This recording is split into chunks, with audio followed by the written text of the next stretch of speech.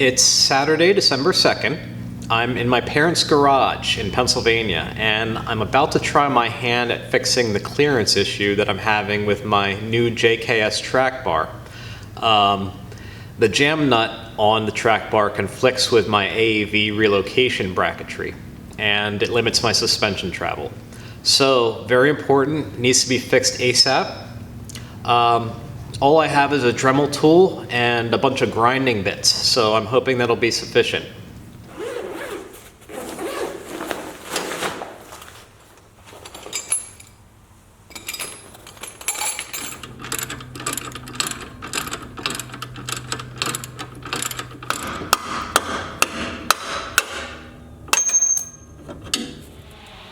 Now let's make sure this track bar stays up and out of the way.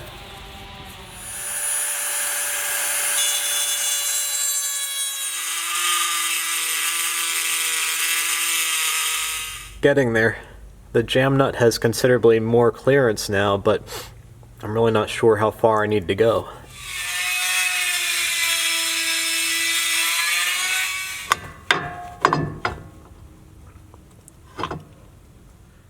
I've been grinding for a couple hours now, and I made some headway. The jam nut on the track bar has a lot more clearance past the bracketry. It's certainly going to be enough for day-to-day travel, but I'm not sure if it's enough for extreme articulation. If this is your first time watching Venture Forward, I have this goose gear plate system that I need to install in my Jeep Wrangler. And it's bare wood, so I need to treat it with a water-resistant finish, something that'll protect it from water and scrapes and abrasions. This is a little bit different than the normal goose gear plate system because it usually comes with a Line-X finish, which is very durable. But I wanted bare wood just for the aesthetic. I ordered this special varnish online, which is non-toxic, shouldn't have an odor, it shouldn't off gas, and the reviews were reasonably positive. I mainly just wanted something durable that didn't create fumes inside the Jeep. Ecos Wood Shield Matte Floor Varnish. Before I can start applying it, I need to strip down some of these panels. Take the latches off, remove some of the loose hardware.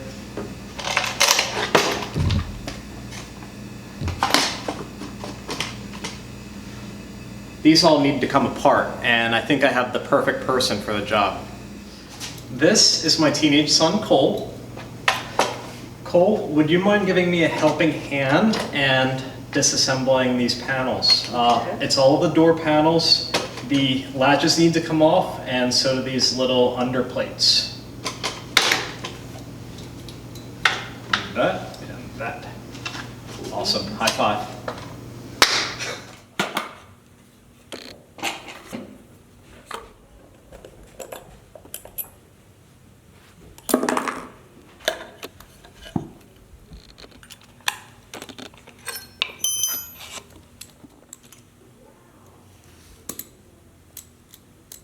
Is that it? Yep. Thank you. No problem. I'm going to add some blue tape to these rails, some painter's tape, just to protect the rails.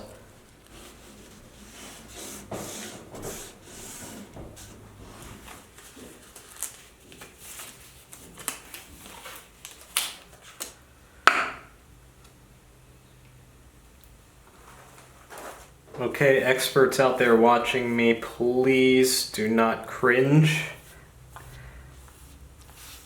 I am doing my best with limited experience.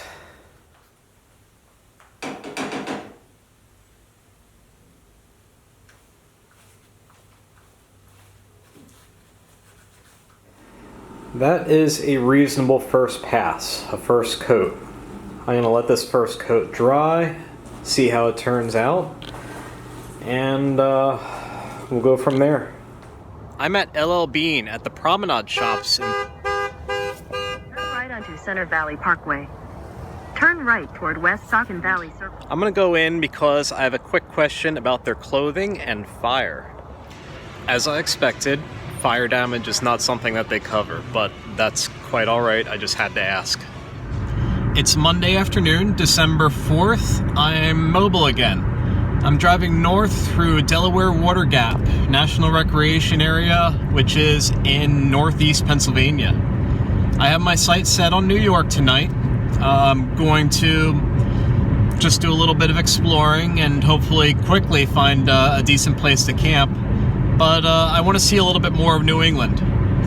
The Goose Gear plate system is coming along nicely. I checked the finish this morning and it was dry. I will pick that up again when I go back to Pennsylvania during the holidays. It's going to be really cool when it's installed, so I'm excited to keep that moving.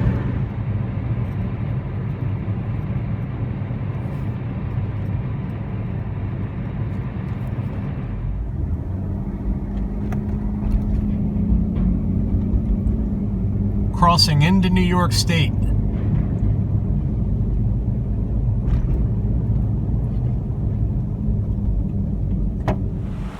I'm in the Catskill Mountains of New York, and I'm passing through Sundown Wild Forest Preserve, and it's beautiful.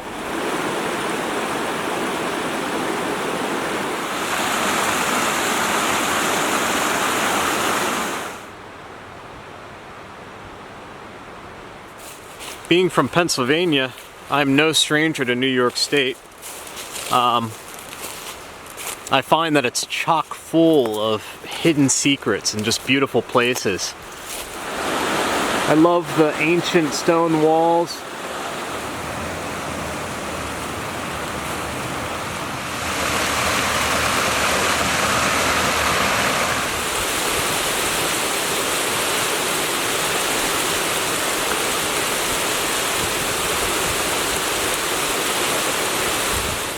There's so much history here. This place is stunning. I want to stay, but I need to keep moving and find a place to park the Jeep for the night. Beautiful. Done. Save. I got lucky. Thanks to freecampsites.net, I found a decent campsite just before dark. Has a picnic table, a fire ring. It's next to a small pond. New York State is exceptional for driving around, exploring, and finding hidden places. I've always had trouble finding primitive vehicle accessible camping though, you know, overland style. You've got a lot of state forests that are heavily regulated and a lot of private land. It makes it challenging. But there is no shortage of scenery, especially in the Adirondacks and in the Catskills.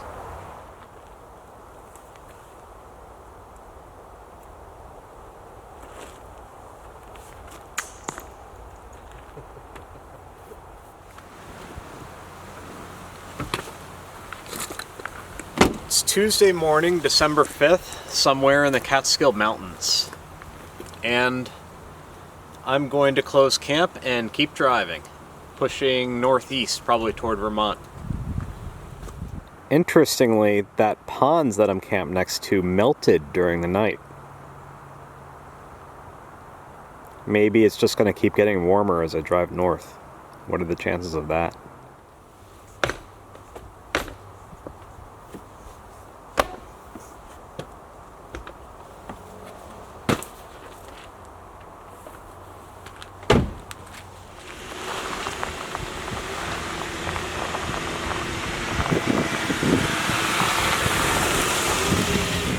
I'm stopping for coffee in Windham, New York.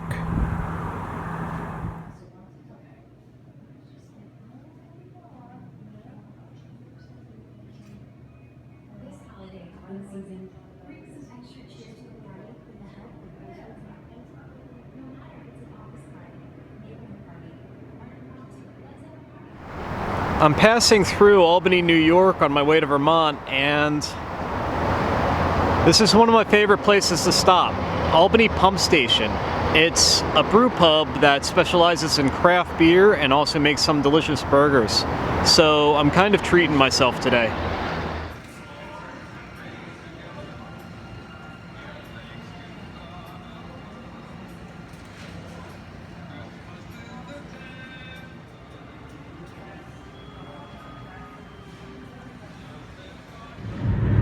I just left Albany Pump Station and it was delicious.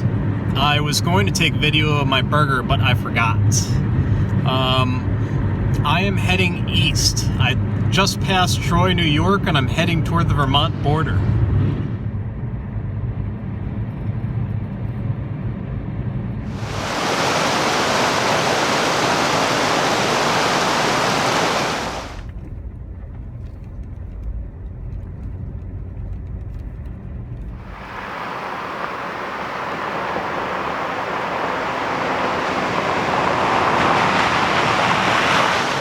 Little bit of a wake-up call just there. I hit this ice pretty hot and I didn't lose control, but man, I just thought it was wet at first, but this is pack ice.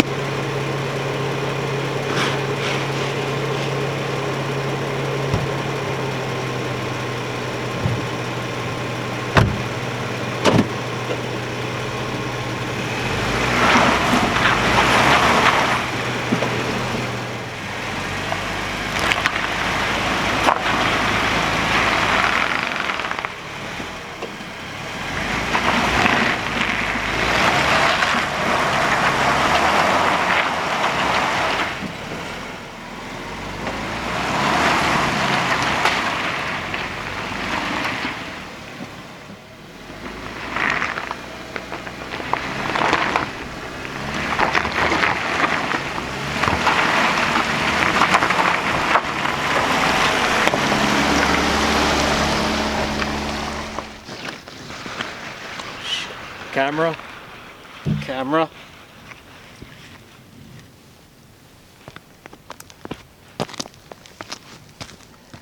Ice is not to be trifled with. Ice will destroy your day really badly. So I'm going to check out this hiking trail to Branch Pond really quick, and then I'm going to work my way back down to a lower elevation to find a campsite that's not frozen over. It's starting to get dark out.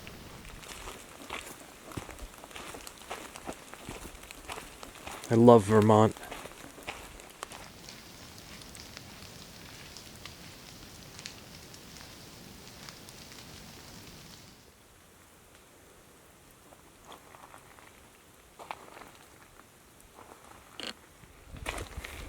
Okay, back to the Jeep before it gets dark.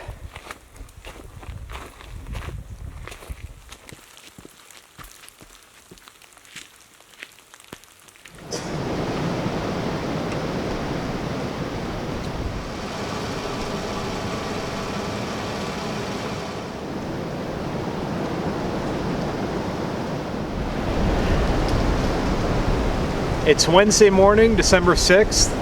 This is the campsite that I found last night. It's just down the hill from the ice patch. I got to camp probably around 4 p.m. and it rained all night. It rained pretty hard too, so I stayed holed up in the camper until morning.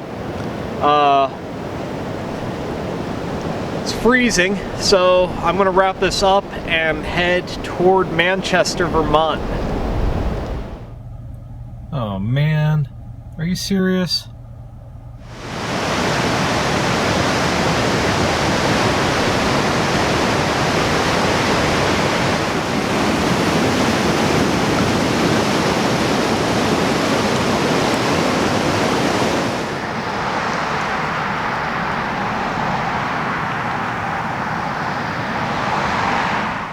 I am at the Inn at Manchester.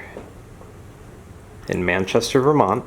I'm enjoying some creature comforts and breakfast with the staff. This is a beautiful, beautiful inn. Hold on, Ray. Where are the people? No. Please do. Very candid. What are you cooking this morning? Poached eggs with hollandaise and bacon. Awesome. Yeah. For about how been at work. Been on the road for about how long? I won't be spending the night at the inn at Manchester, but management was kind enough to invite me to use one of their rooms to freshen up. Thank you, guys.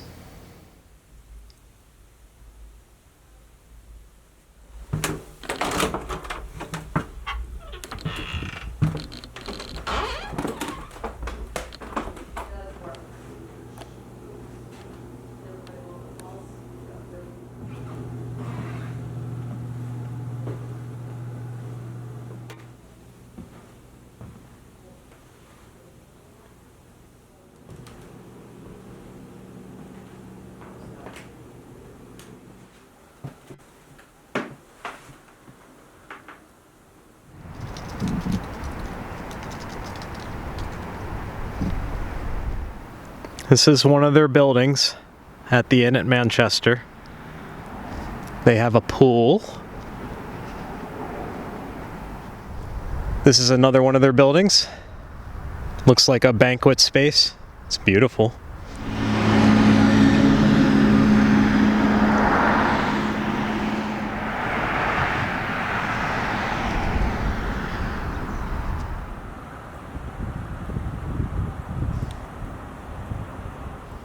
Right, I'm in the inn at Manchester with Jojo, the innkeeper. And thanks for, first of all, letting me use a room to freshen up. I feel a lot better. Absolutely. You're very welcome. About the inn, how old is the building, roughly? Because it's a beautiful piece of architecture. The building was built first as a single-family home in Mhm. 1889. Mm-hmm. How many rooms are there? There are 21 rooms total, so Uh-huh. we have 14 rooms in our main house, Mhm. and then we have 4 rooms in our carriage house, Mhm. and then we have 3 rooms above our celebration barn. Okay. Yes. And finally, what can someone expect to pay if they want to stay for a night or two? We have rooms going, it typically depends upon the season, Yeah. but we have rooms going anywhere from $155 a night, and that includes breakfast, Mhm. to upwards of $230 to $260. Okay. Mm-hmm. Well, awesome. Thank you very much You for are having so me. very welcome. Thank you for stopping by, and I hope Absolutely. you enjoy the rest of your adventures. I certainly will.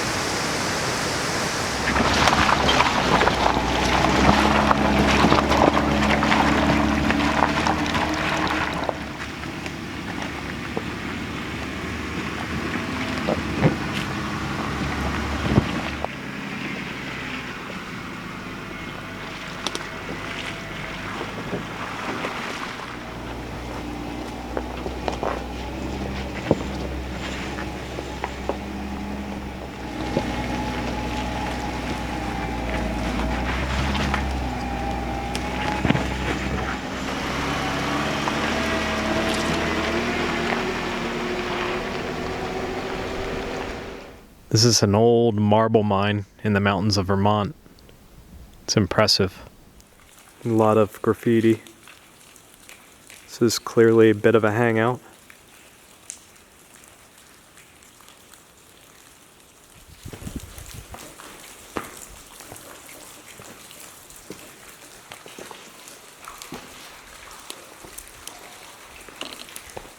Not a bad place to pop the camper, but I'm not going to because I'm pretty sure there are knife-wielding clowns here.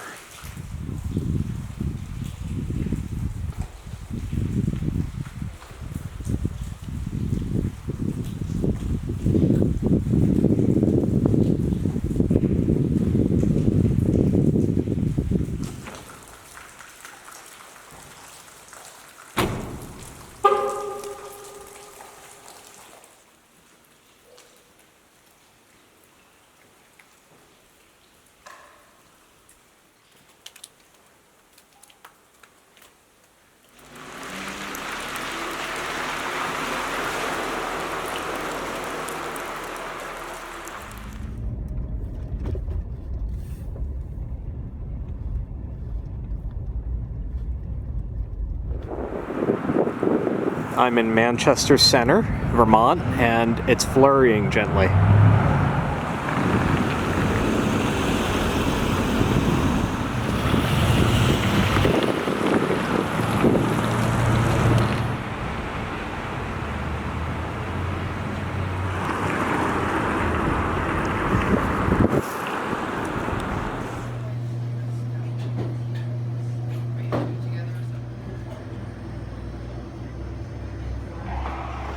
This rural dirt road passes right over Highway 7 in Vermont, near Manchester.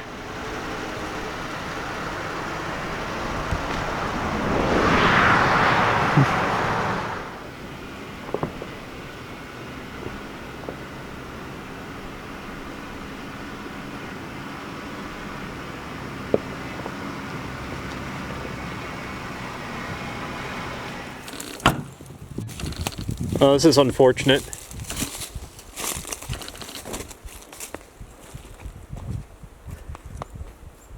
I have that handsaw, but I don't really need to go that way that badly, but I would like to see what's a little further ahead.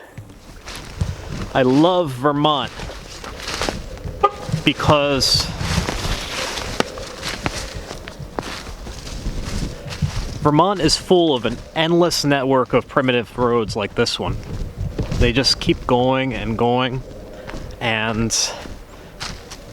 it's so much fun exploring. This road just keeps going. Red blazes, clearly a property boundary. I wish Jason Specht were here with Mountain State Overland. He'd know what to do. Jason loves chainsaws, especially at extremely high frame rates. I'm gonna have to backtrack, but fortunately, a little ways back I saw another turnoff.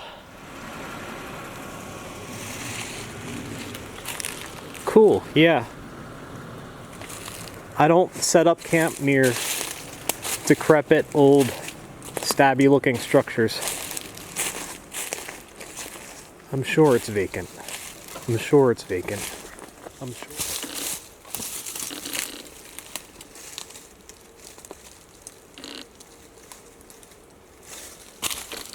Yeah, I'm gonna peace out of here and backtrack in a big way. Okay, I struck out finding a decent place to camp tonight, so I'm improvising and parking at the side of this road.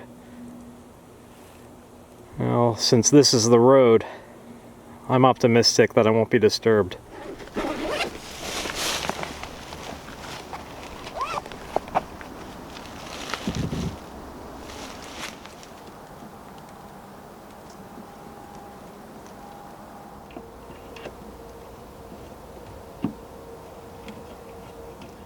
It's Thursday night in the woods. It's getting a little dark, and I'm gonna call that a wrap for this week. It's been a busy week. Covered a lot of ground. Cole and I worked on the goose gear plate system. I'm starting to see snow and ice. Snow's on my mind a little bit. I have to make sure that I keep my head on straight when I travel down primitive roads and snow, but I'm gonna be careful. I love Vermont, and I expect to be here for another week or so yet. We'll see, playing it by ear. But as usual, thanks for following along, and I hope you're enjoying the journey so far.